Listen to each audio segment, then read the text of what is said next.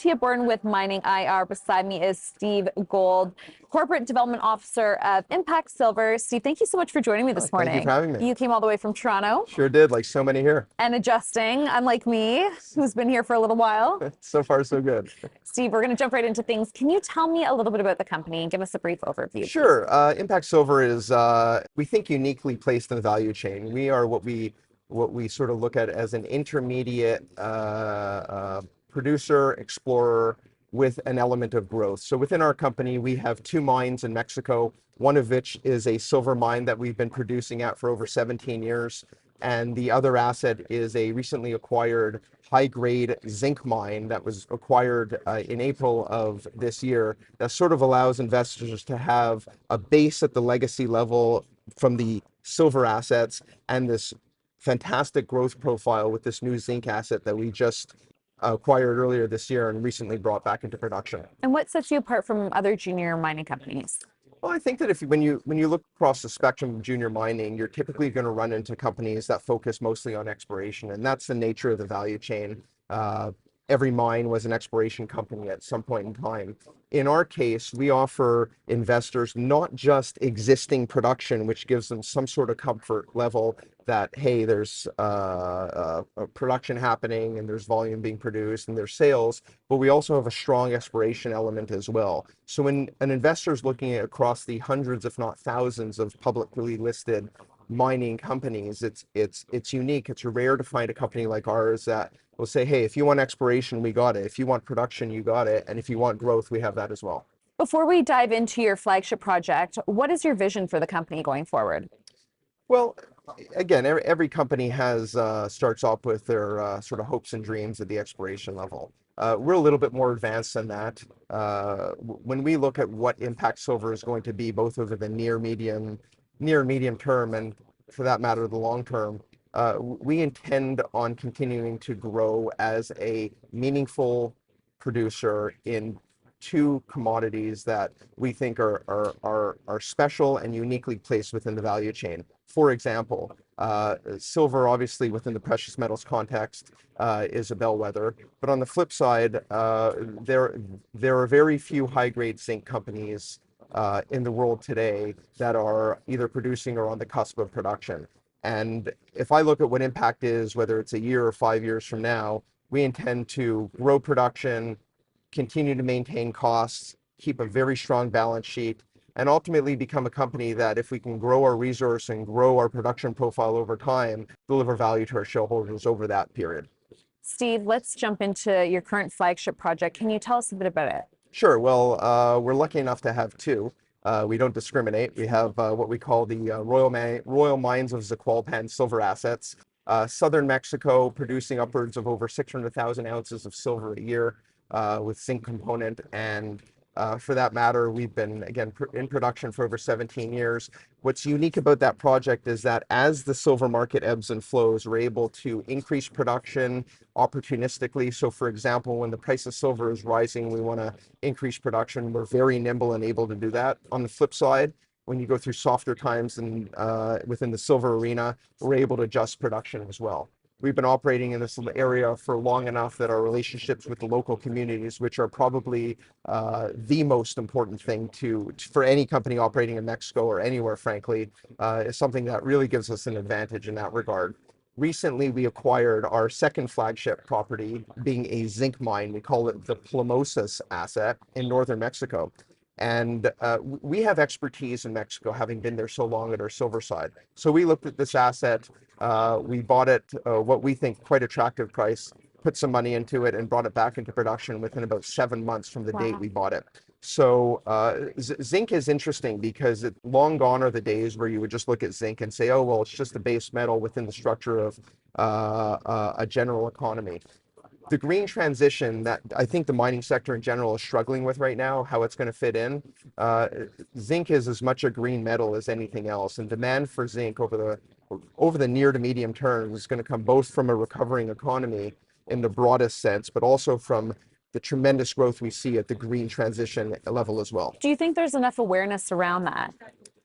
Well, I think certainly everyone knows about it. I think that for the most part, people look at critical metals and automatically would think battery metals such as lithium, but what they don't realize is that zinc is very much a battery metal. The issue that the industry is going to have to face is how does it allocate dollars in a responsible way to commodities and projects and management teams that actually have a chance of bringing production online.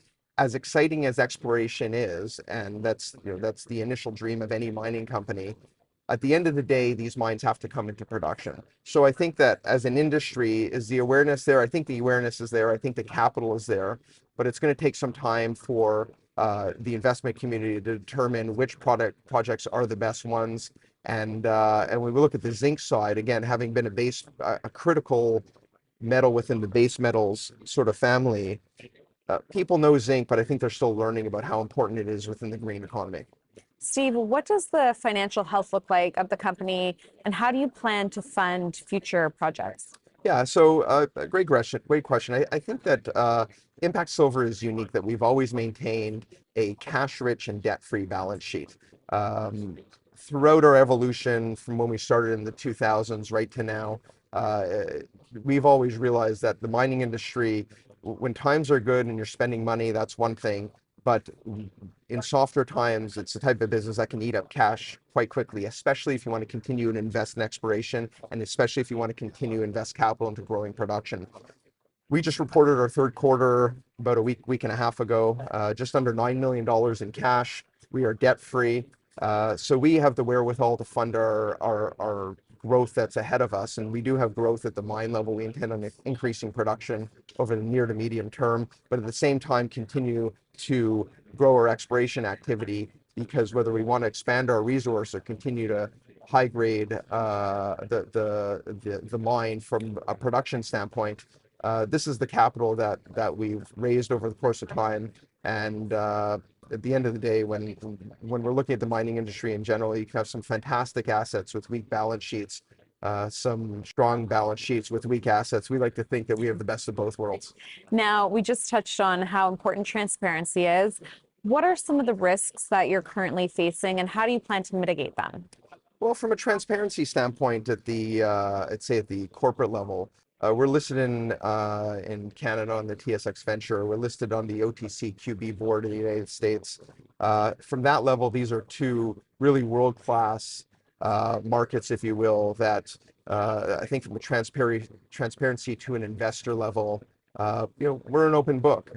In addition to that, from a management team, we're always available. We get questions across the investment spectrum, whether it's the retail investor up to the institutional investor. So that's a challenge that takes time, it takes investment, but we're proud of what we do and we're happy to tell that story. From a transparency standpoint, from what we do on the ground, well, what we never lose sight of is the fact that we work with people, and we work with communities that have every community is impacted by mining, no matter where they are in the world. That doesn't mean that it's a bad thing. It just means that when you're developing a mine, there are people in the area who are going to be impacted, hopefully for better, so that you can enrich these communities over time. And if there are concerns, you have to be able to provide a forum for citizens of the area and communities and governments to be able to air these concerns and find sort of a win-win, so that we can continue to provide economic value and economic contribution to the region, but at the same time, the community in particular has to be able to benefit it as well. And when we talk about partnerships within the mining industry, as far as transparency is concerned, they go hand in hand. And what do you do to maintain communication with your investors? Sure. So of course we try to get in front of them as much as possible. And I think that there's a bit of a misunderstanding about how the mining sector should be approaching these sorts of things. So for example, it's one thing to go and announce to the world, hey, we have this fantastic new discovery, or we started exploration, or that sort of thing. But it's just as important to not forget that a shareholder who becomes a shareholder remains a shareholder, hopefully. And as long as they're a shareholder, we have an obligation to them to keep them up to date. So it's one thing to say, okay, well, here's the news, thank you for being a shareholder, and we're going to put you to the side and try to find the next shareholder. We're always looking for new shareholders, like every company, for example, at this conference.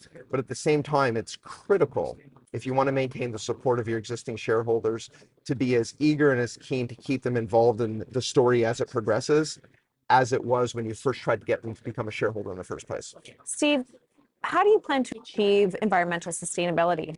Well, that's the holy grail with twinned with the economic component as well. Uh, from our standpoint, again, operating in Mexico as long as we have, it doesn't matter how great our asset would have been, and it doesn't matter how great our balance sheet would have been. If we didn't have, as I touched on earlier, a relationship with the local community, then there's no way in the world we would have lasted this long, frankly. Our company has grown in spades year after year after year. As I mentioned, we made this tremendous acquisition at the zinc level earlier this year. We know how to operate in Mexico. And part of that has been we know how to work with local communities. They are our partners.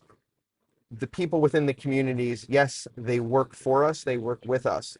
But at the end of the day, when these mines are done, whether 50 years, 100 years, 200 years from now, these companies will leave and these people will stay. So it's important to come into the community and tell them and explain to them and demonstrate why we're going to make their lives better, but also be cognizant of the fact that when the time comes to turn over the property back to the community, that it's left in at least as good shape, if not better, than when we first came in. Things are always changing within the industry. Have you looked or explored any innovative approaches to exploration recently? Yeah, so for example, not so much at the exploration side. I think the drilling arena in particular has come a long way to be able to drill in particular areas, sensitive areas like forests, where you can have very limited damage to set up your rig and do the work you need to do and leave as if nothing's happened. But interestingly enough, and something that we're looking at is something called an ore sorting technology. Perhaps someone would call it an XRT system. And what the system does is, for example, in a very simple understanding, the ore that's coming from the mine gets sorted by this technology. It's within a larger system, of course, and it's able to sort of allocate rocks on a different sort of grading system. So what it does is it helps improve the efficiencies of the mining project. So in the mining industry, grade is not one thing, grade is everything. You want to have the richest rock to process at any point in time to increase your economics. So there are new technologies that are being employed around the world, such as these XRT ore sorting materials that are materially improving margins for companies. Yes, they require an investment. Yes, they require strong balance sheets. Yes, they need to be proven technologies. But from a mining standpoint, I mean, we're talking about industries that are thousands of years old. How do you change them now where it's going to come from technology? Because at the end of the day, the extraction of ore is one thing, but how you process it is really, I think, where the margin improvement's going to come from. And what does the market potential look like for your key commodities? Well, I think the silver side, again, if I look at our two sort of key commodities being silver and zinc, the silver side will be a function of two things. It's precious metal demand as an investment, but the two other components being economic demand, because there's tremendous industrial usage for silver as a commodity. But within silver itself, it's also a green economy material. So if this green economy transition is real, and I think it's hard to deny, especially now, even over the last 10 years, it's taken some time to get where we are, whether it's solar panels or what have you. Silver is going to become a key commodity that's going to be a significant demand factor as we move forward. On the zinc side, however, I think this is where there's tremendous untapped investment potential that people are only starting to realize now. Again, when you see green economy, the first thing many people think about is lithium, because it's in your face. We hear about it all the time. There are many opportunities to put capital into the lithium arena, but there are so many other commodities that are going to be equally as relevant. And we've identified zinc as that such commodity. So for example, when we look at the acquisition that we made at the zinc level earlier this year, we did it partially because we see a recovery in zinc from a recovery in the economy. But we also did it because this is a true splash into a green economy metal that's going to be completely relevant at the battery level and across the value chain in the green sector over the course of the next 1, 3, 5, 10 years. Before I let you go, Steve, is there any key messaging you would like to leave our investors with? social media? Where can they find more information? Yeah, sure. Of course, we're active on social media. We attend various conferences to try to get the word out about what we're doing. We're in a competitive business, not from a commodity standpoint, but there's a lot of eyes and ears that we're trying to get in front of. From our standpoint, again, I think that we're unique amongst the hundreds, if not thousands, of intermediate mining companies that very few offer exploration upside, growth in terms of production growth and resource level growth, and existing production. So when you look at all that within the context of an exceptionally strong balance sheet, of, again, just under $9 million in cash and no debt, I think we have a pretty unique offering that within the context of mining and risk, will offer a little bit to everyone. And perhaps going forward as the green economy continues to grow and as the general economy continues to recover, there are probably few better places to put your capital than a company like IMPACT Silver. Steve Gold, IMPACT Silver. Steve, thank you so much for joining me this morning. Thank you for having me.